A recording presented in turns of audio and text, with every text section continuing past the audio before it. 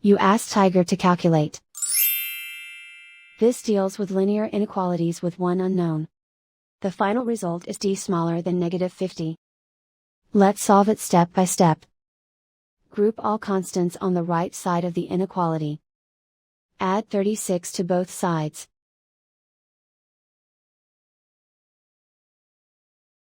Group like terms.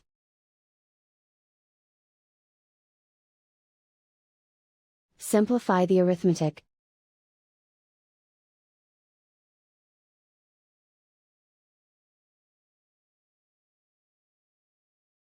Convert the d into a positive number.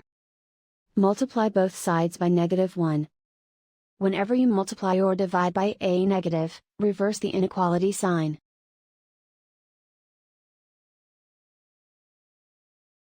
Remove the ones.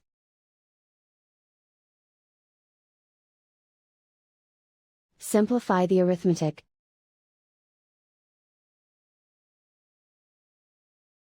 Plot the solution on a coordinate grid. And so the final result is d smaller than -50.